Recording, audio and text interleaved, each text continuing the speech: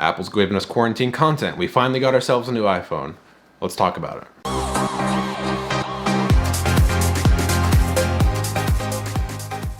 What's up everybody, DBTV here, back with a brand new video on the new iPhone SE. But before we get into it, if you're new here and you're just now checking out my channel and you like what you see at the end of the video, please consider subscribing. I don't want to tell you to subscribe now because you have no idea what the content looks like, especially if this is the first video you've seen of mine. So take time, go through the video. If you enjoyed the content, make sure to leave a subscribe. Also like it if you enjoyed watching the video and you're excited to see more stuff from Apple and all the things that they have going on this year. And definitely let me know down in the comments below anything that you may have going on with this as far as the iPhone. Questions, concerns, comments, I want to hear all of them. Or you can reach out to me on Twitter and Instagram. All those are going to be linked down below. Let's get right into the video. I just want to start off, before we get way too deep into this video, that me and my man Calvin on our podcast, Waterboys Tech Talk podcast, it's going to be linked down below. We called most of the specs in here. I'm kind of proud of it. We found the right articles. We ran after the right leaks.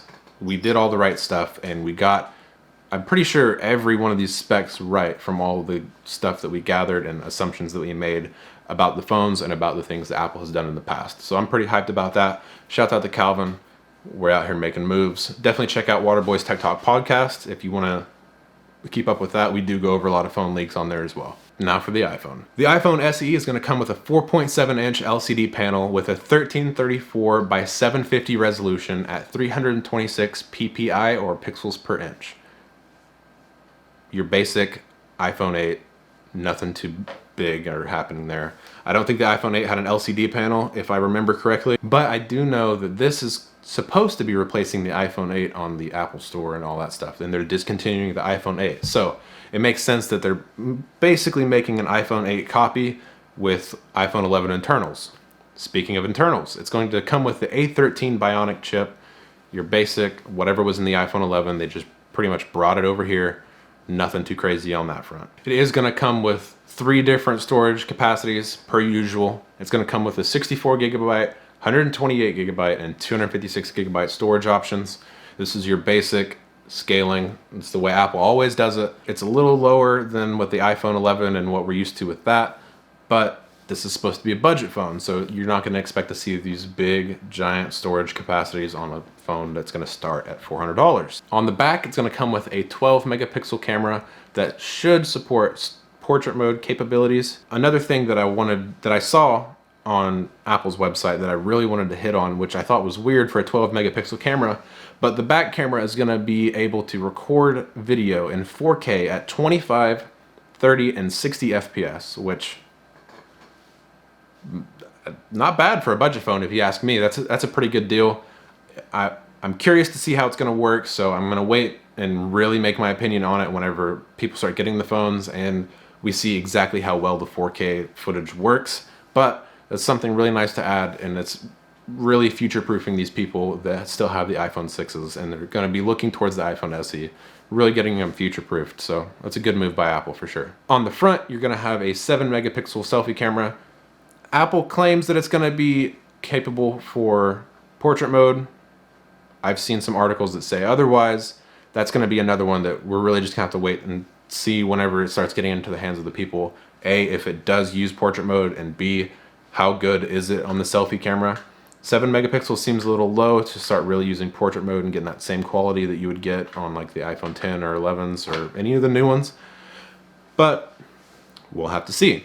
So that's going to be another thing for another time. One other thing I wanted to point out before we move away from the internals of the phone is the iPhone SE is going to be Wi-Fi 6 capable. So we've seen Wi-Fi 6 for quite some time. The iPhone 11 has Wi-Fi 6, but nonetheless, Wi-Fi 6 has been a thing for a long time, but it is newer to the smartphone kind of space. I think this is a good move for them. It's kind of weird to me that they're adding iPhone 6. Well, it's kind of weird to me that they're adding Wi-Fi 6 when they could be adding 5G capabilities. I mean, you have the Samsung A51, which is their budget phone for $500, that's going to have 5G capabilities. You figured Apple would have kind of followed suit with that, and they didn't. Instead, they added Wi-Fi 6. Is it a good idea? I I mean, what do you know?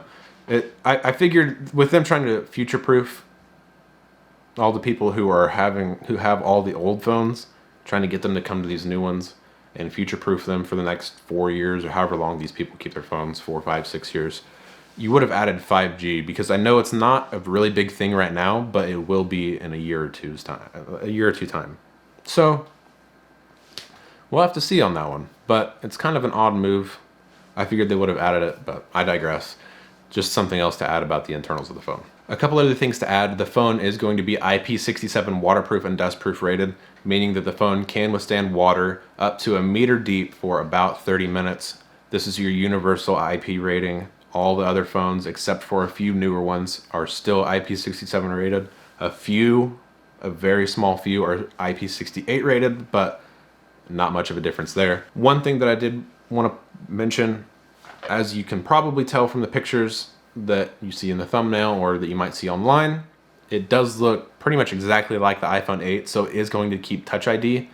I think that's a very good addition. It's going to keep the people moving from the iPhone 6 up to this phone. They're going to feel more comfortable. They're not going to have to freak out about not having a home button and having the Face ID and all the things like that. I personally like Touch ID more than Face ID. Face ID is nice. I will preface with saying that. It has its problems, like if I'm out and about and I'm in the sun and I have sunglasses on and there's a glare, it doesn't work and I have to take the time and punch in my passcode. Whereas with Touch ID, I just had to use the right thumb, press it, and it unlocks.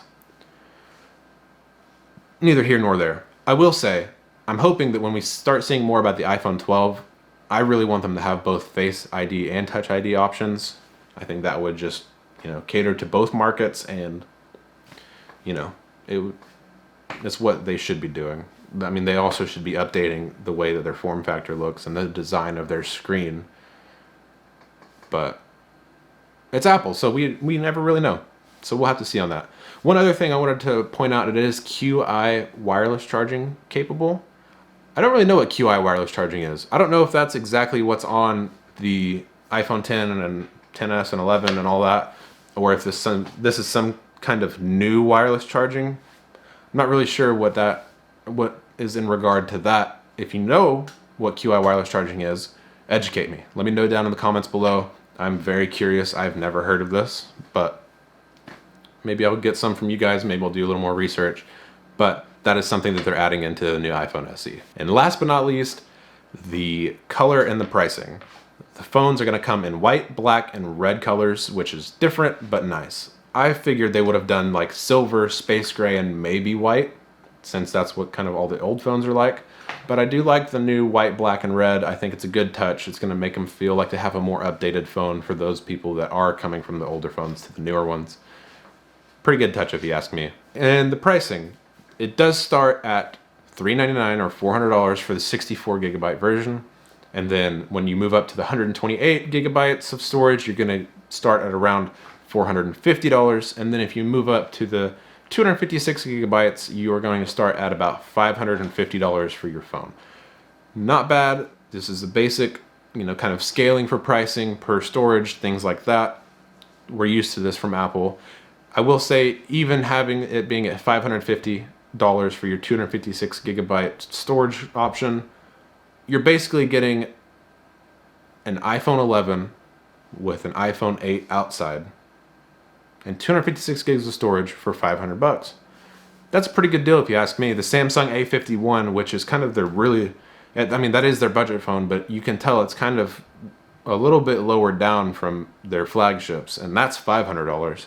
So, pretty good move by Apple. I think, some people may find it a little pricey. I think this is just the right amount. You're about halfway. You're half the price of your regular iPhone 11. So, good move by them. Good choices on the pricing, and overall, it's going to be a pretty good budget phone. And that's going to do it for today's video, guys. I hope you enjoyed the video. Hopefully, we'll have more phone leaks to come from Apple or more phone announcements to come from Apple. But until next time, catch you in the next one.